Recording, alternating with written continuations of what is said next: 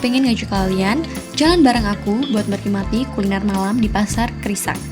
Dari rumah aku berangkat sekitar jam 7 malam. Suasananya masih cukup ramai di jalan, tapi justru itu yang bikin asik.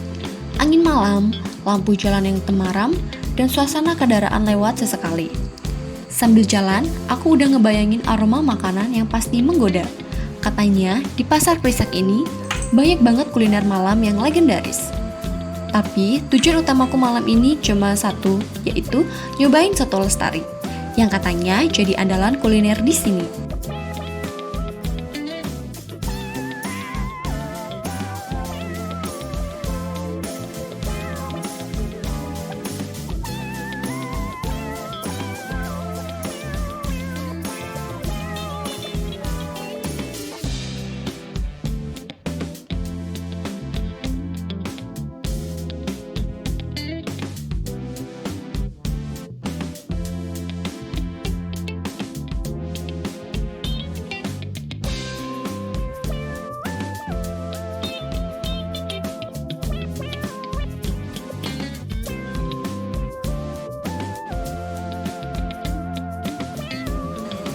Akhirnya aku sampai di Pasar Krisak. Begitu turun dari motor, suasananya langsung hidup banget. Lampu-lampu warung menyala terang, orang-orang keluar masuk beli makanan, ada yang lagi makan, dan ada juga yang lagi antri. Pasar Krisak ini memang dikenal sebagai tempat kumpulnya kuliner malam. Ada bakso, sate, gorengan, wedang ronde, dan berbagai macam jajanan tradisional lainnya. Tapi di tengah semua itu, warung soto lestari kelihatan paling ramai. Aromanya aja udah bikin menggoda banget. Wangi kaldu ayam yang gurih langsung tercium dari jauh. Soto Lestari ini sudah terkenal sejak lama. Pemiliknya Bu Lestari dan Pak Widodo mulai jualan sekitar 10 tahun yang lalu. Warungnya sederhana, cukup pakai tenda dan beberapa meja panjang. Tapi suasananya sangat hangat. Aku sempat ngobrol sebentar sama Pak Widodo. Katanya dulu beliau jualan kecil-kecilan di pojokan pasar. Sekarang, pembelinya datang dari berbagai daerah. Ada yang dari kota sebelah cuma buat nyobain soto di sini. Sambil nunggu pesanan, aku lihat proses pembuatan sotonya. Dimulai dari potongan ayam yang dimasukkan ke dalam mangkok, ada bihun, seledri, dan bawang goreng. Resepnya turun-temurun. Kuahnya bening tapi kelihatan gurih banget.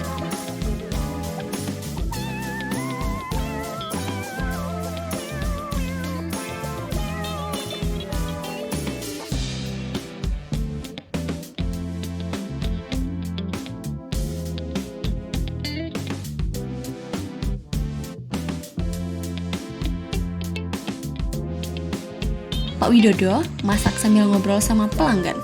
Kelihatan banget kalau suasananya sangat akrab. Yang menarik, sambalnya dibuat sendiri setiap malam.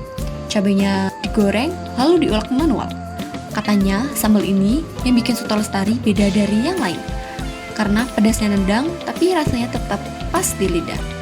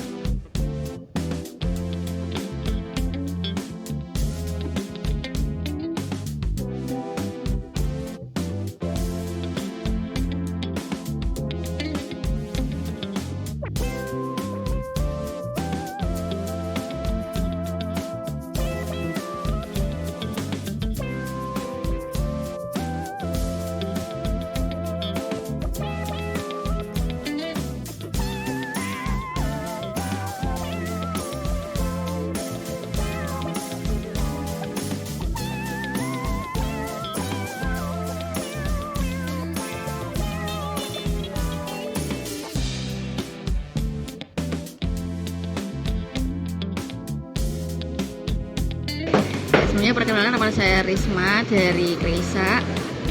Oh ya, ini untuk harga soto di sini cuma 7.000 dengan porsi yang lumayan banyak ya. Satu mangkok penuh itu menurut saya worth it sih untuk dicoba, dan juga untuk rasanya itu menarik juga. Dari segi rasa itu pas, juga rempah-rempahnya kerasa juga. Untuk tempatnya juga parkirnya luas. Jadi kalau yang mau coba worth it banget. Akhirnya, semangkuk soto lestari datang di atas meja. Dari tampilannya aja udah sangat menggoda. Kuah bening, sayuran ayam melimpah, seledri, dan bawang goreng. Aku aduk pelan-pelan, terus langsung aku cobain untuk sendokan pertama. Wah, rasanya luar biasa. Kuahnya ringan, tapi gurihnya dapet banget. Ayamnya empuk, sambelnya pedas pas, cocok banget dimakan malam-malam begini. Apalagi sambil dengar suara pasar yang masih ramai.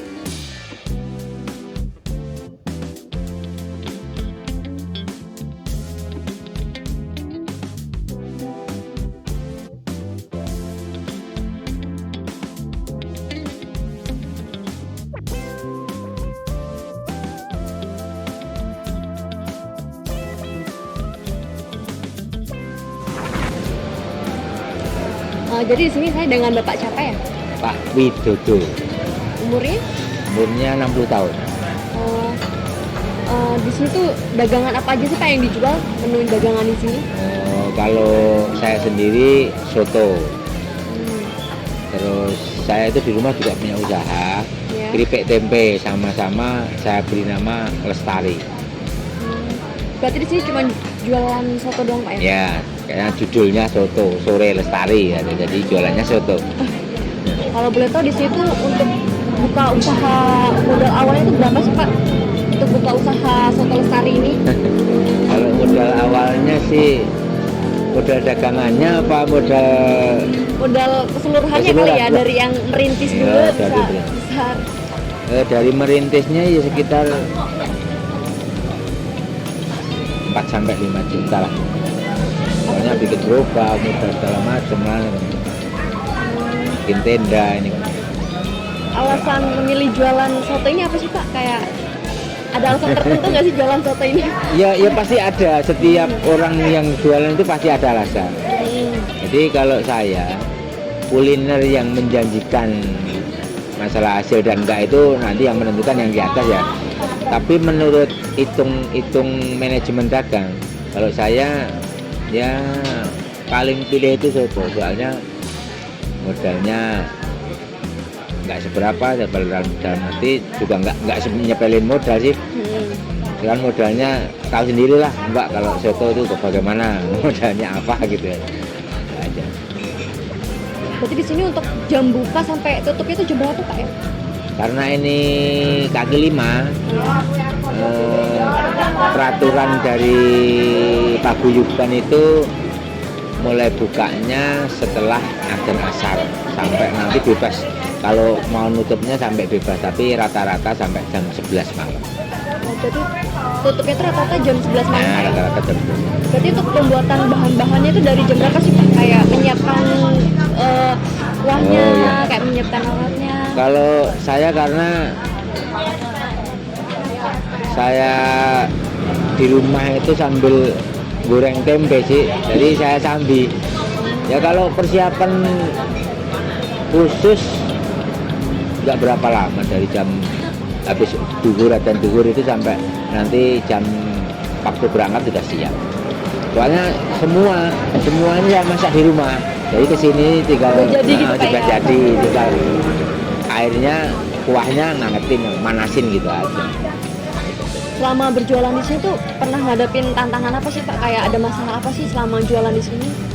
Kalau masalah dalam arti jualan sih nggak ada, tapi kalau masalah cuaca itu yang kadang-kadang angin, kadang-kadang hujan deras.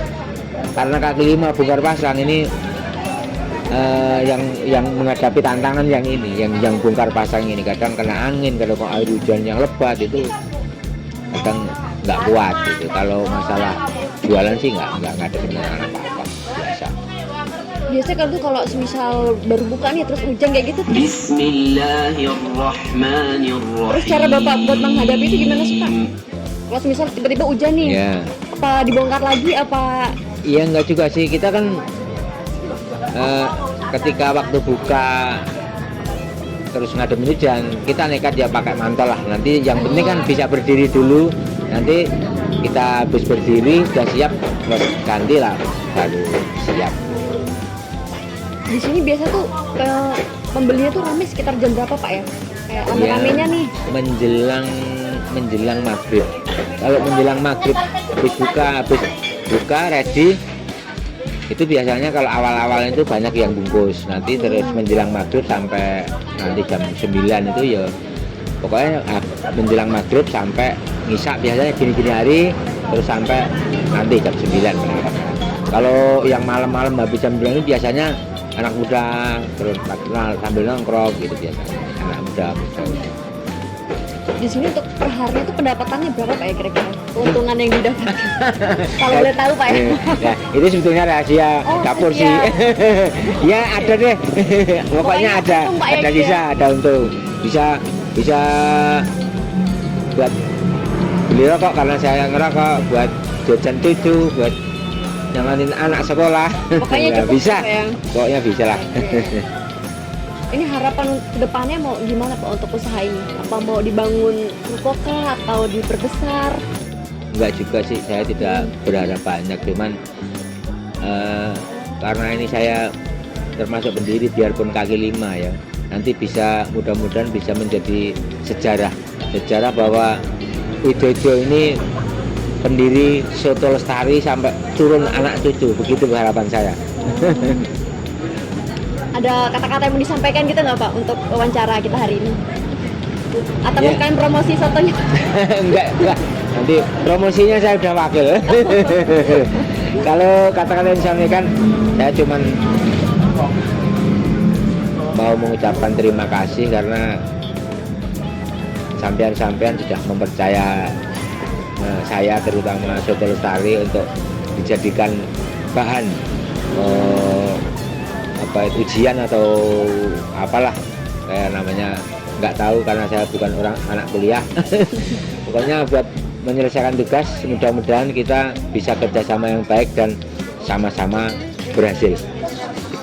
Terima kasih Pak ya, Iya. jadi wawancara. Iya. Aku lihat sekeliling, semua meja penuh, ada keluarga yang makan bareng, ada pasangan muda, bahkan ada tukang ojek yang lagi istirahat. Semua menikmati soto sambil ngobrol santai. Suasananya benar-benar hangat. Buatku, kuliner malam ini bukan cuma soal makanan, tapi tentang cerita dan perjuangan di baliknya. Bu Lestari dan Pak Widodo bukan cuma jualan soto, tapi juga menjaga warisan rasa yang jadi bagian dari kehidupan banyak orang. Pasar Krisak malam ini seperti miniatur kehidupan. Ada kehangatan, kerja keras, dan kebersamaan. Setiap pengunjung punya cerita sendiri, tapi semuanya bertemu di satu titik, semangkuk soto lestari yang sederhana tapi penuh makna.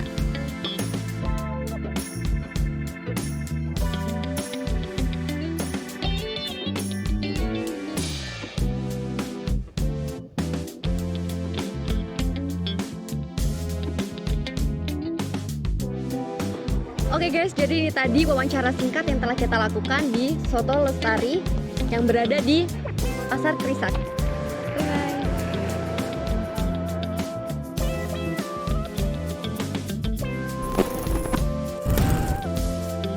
Malam ini aku belajar satu hal. Hal yang sederhana bisa jadi luar biasa kalau dilakukan dengan tulus. Dari warung kecil di Pasar Krisak ini, aku melihat bahwa rasa yang jujur dan pelayanan yang ramah bisa bikin orang selalu kembali. Jadi, kalau kalian lagi main ke Pasar Krisak, jangan lupa mampir ke Soto Lestari. Nikmati sotonya, rasakan suasananya, dan bawa pulang kehangatan malam yang cuma bisa ditemukan di sini. Terima kasih sudah menemani saya di perjalanan kuliner malam ini. Sampai ketemu di video selanjutnya.